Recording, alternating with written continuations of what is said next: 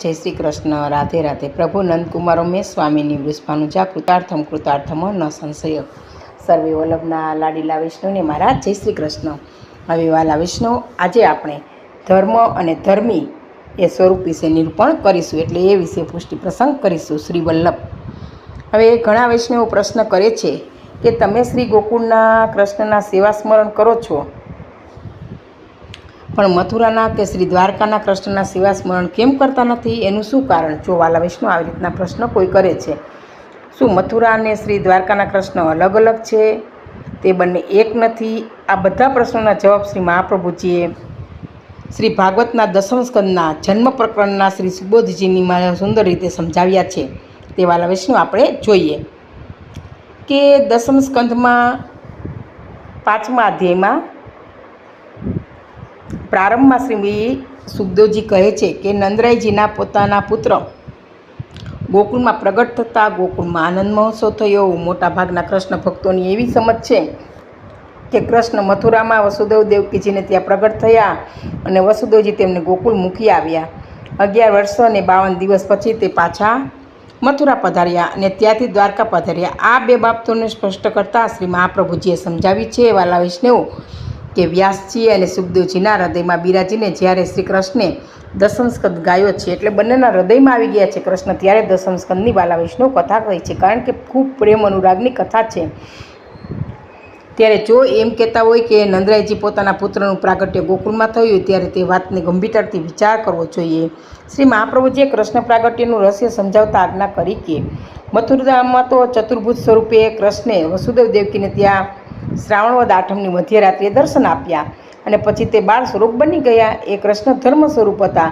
ધર્મ સ્વરૂપના બે મુખ્ય કાર્ય છે કે જગતમાં આસુરી દુષ્ટ તત્વો હોય એનો નાશ કરવો અને જગતને ધર્મ આચરણ લાયક બનાવવું. આમ અધર્મનો નાશ અને ધર્મ, આવી રીતે ભગવાન ધર્મ અને અધર્મીની પરીક્ષા વાલા વૈષ્ણવ કરે જ છે. કે એટલે જ આપણે ગાઈએ છીએ કે ધર્મ સંસ્થાપના સ્થાયી યુગે યુગે, એટલે અધર્મનો નાશ કરવા માટે આવ્યા છે. આ ધર્મ સ્વરૂપના કાર્ય છે. આ બે કાર્યો કરવા માટે શ્રી કૃષ્ણ સંકર્ષણ, અનિરુદ્ધ અને પ્રદ્યુમન નામના 3 વ્યૂહો સાથે મથુરામાં પ્રગટ થયા. ધર્મ સ્વરૂપ એટલે પુરુષોત્તમ સ્વરૂપ. મથુરામાં ધર્મ સ્વરૂપે શ્રી કૃષ્ણનું પ્રાગટ્ય થયું. ત્યારબાદ 40 મિનિટ પછી નંદરાયજીને ત્યાં ધર્મી રૂપી કૃષ્ણ વાસુદેવ છે વ્યૂહને સાથે લઈને પ્રગટ થયા. આમ ધર્મી સ્વરૂપ એટલે પૂર્ણ પુરુષોત્તમ પરબ્રહ્મ સ્વરૂપ. તેઓ કેવળ આનંદાત્મક, રસાત્મક, ભાવાત્મક અને ફલાત્મક છે. નીચાનંદ માટે વિવિધ રસમય લીલાઓ કરવી અને નીચ ભક્તોનો લીલાનંદ અને પોતાના સ્વરૂપનું દાન કરવું. ધર્મી સ્વરૂપ પૂર્ણ પુરુષોત્તમ કહેવાય છે. જ્યારે ધર્મ સ્વરૂપ પુરુષોત્તમ છે એ ખાલી પુરુષોત્તમ જ કહેવાય છે. જ્યારે વાસુદેવજી છે એ ધર્મ સ્વરૂપ છે. કૃષ્ણને ગોકુળમાં પધરાવી લાવ્યા ત્યારે જેમ પાત્રમાં જલ ભરાઈ જાય તેમ તે ધર્મ સ્વરૂપમાં ગોકુળમાં પ્રગટ થયેલું ધર્મી સ્વરૂપ બિરાજમાન થઈ ગયું ટોપલામાં વાલા વૈષ્ણવો. પરિણામે અલગ અલગ પ્રગટ થયેલ કૃષ્ણ એક સ્વરૂપ બની ગયા. એ સ્વરૂપ તેઓ 11 વર્ષ અને 52 દિવસ વ્રજમાં બિરાજ્યા. આમ ધર્મ લીલાઓ ધર્મ સ્વરૂપ દ્વારા થઈ અને ધર્મી લીલાઓ છે ધર્મ સ્વરૂપ દ્વારા થઈ. જ્યારે શ્રી કૃષ્ણને અકૃતજી મથુરા પધરાવી ગયા ત્યારે મથુરામાં પ્રગટ થયેલા સ્વરૂપ પાછું મથુરા પધાર્યું.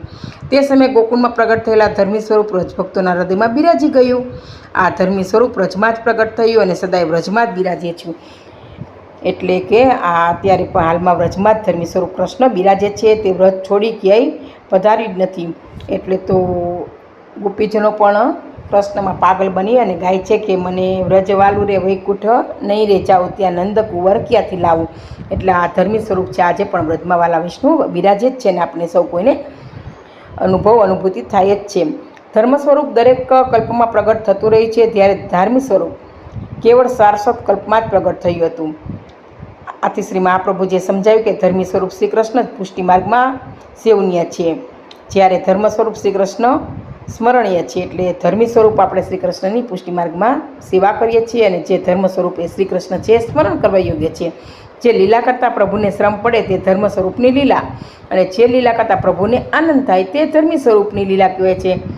આમ ધર્મ અને ધર્મીનો સ્વરૂપનો શ્રી મહાપ્રભુજીએ ભેદ બતાવ્યો વાલા વૈષ્ણવો.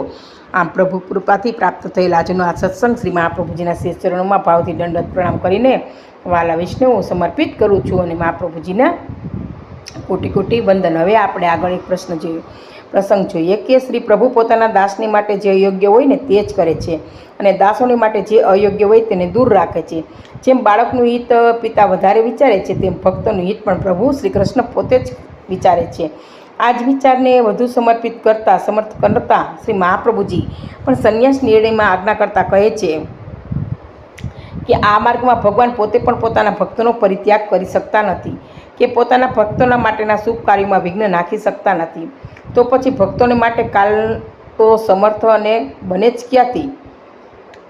એટલે તો જો ભગવાન પોતાના ભક્તોના કાર્યમાં વિઘ્ન કરી શકતા હોત તો માતાઓના સ્તનપાન દ્વારા પોતાના બાળકોનું પોષણ થયું જ ન હોત. એટલે કૃષ્ણ ક્યારેય ઠાકોરજી છે ભક્તના કાર્યમાં વિઘ્ન વાલા વૈષ્ણવ નાખતા જ નથી. ભક્તિ માર્ગમાં શ્રી હરિ પોતાના ભક્તોના જીવનમાં બાધા વિઘ્ન નાખવા માટે સમર્થ નથી, તો બીજા એવા કોઈ નથી કે જેઓ ભક્તનું કાંઈ જ ખરાબ કરી શકે. એટલે ભક્તનું ખરાબ કોઈ કરી જ ન શકે, ક્યારેય પણ વાળ વાંકો કરી જ ન શકે. વળી જે પ્રભુ ભક્તોની ભક્તિ વધે અને ભક્તોનું કલ્યાણ જ ઈચ્છતા હોય તેનું અને તેવા જીવોનું પ્રભુ ખરાબ શા માટે કરે? અને એમાંય જે જીવ પ્રભુને શરણે ગયો છે તે જીવે તો પોતાનું સર્વસ્વ પ્રભુને શરણે ધરી દીધું છે. તેવા જીવોને તો પ્રભુ નડતા જ નથી, તો પ્રભુ પોતાના કાર્યોમાં વિઘ્ન નાખવા ક્યાંથી આવવાના? આમ જીવોએ વિચાર કરવો જોઈએ અને વિચાર કર્યા બાદ મનમાં રહેલો તમામ સંશયરૂપી અવિશ્વાસ કાઢવો જોઈએ અને પ્રભુ પ્રત્યે અને પ્રભુના કાર્ય પ્રત્યે દ્રઢ વિશ્વાસ અને પ્રભુના ચરણમાં પણ દ્રઢ વિશ્વાસ વાળો વૈષ્ણવ રાખવો જોઈએ. હવે જીવ કેવો છે તે સમજાવતા શ્રી હરિરાયજી આજ્ઞા કરે છે કે જીવ તો સ્વભાવમાં દુષ્ટ છે, અજ્ઞાની છે અને પોતાનામાં રહેલા અસંખ્ય દોષનો પણ તે જોતો જ નથી. વળી પ્રભુએ પોતા પર આટલા કરેલા ઉપકાર છે અને પ્રભુ કૃપાને તે જ જાણતો જ નથી. તેથી તે કૃતજ્ઞ બનીને ફર્યા કરે છે અને ગુણસાગર પ્રભુ અત્યંત કૃપાળુ છે, ગુણના નિધિ છે. તેની સામે જીવ અસંખ્ય દોષોથી ભરેલો અને દોષોનો નિધિ અર્થાત સ્વામી જ છે. આવા દોષો અને દૂષિત મનવાળો જીવ હોવા છતાં શ્રી વલ્લભ કુળાચાર્ય દ્વારા જીવોને પ્રભુનું શરણ અને નિવેદન મળે છે. વાલા વૈષ્ણવ, તો તે આપણું અહોભાગ્ય માનવું જોઈએ અને તે જીવો માટે મોટી વાત ગણી શકાય. આ વાતનું તાત્પર્ય તો શ્રી વલ્લભાચરણની કૃપાની સમજાતા જીવોએ શ્રી વલ્લભના અને શ્રી પ્રભુના ચરણ કમળનું સદાય ધ્યાન ધરવું જોઈએ અને શ્રી વલ્લભના ગુણગાનમાં જ રહેવું જોઈએ. અને શ્રી વલ્લભે આપણી પર કૃપા કરી છે એનો સતત આપણે હંમેશ આપણે ધ્યાન ધરવું જોઈએ. તો વાલા વૈષ્ણવ, આ બંને પ્રસંગો મારા અહીંયા પૂરા થાય છે અને આ પ્રસંગો કહેવામાં મારી કંઈ ભૂલ રહી ગઈ હોય તો પુષ્ટિ રશ્મિદાસીને ક્ષમા આપશો. જી સર્વે વાલા વૈષ્ણવને જય શ્રી કૃષ્ણ, જય શ્રી કૃષ્ણ.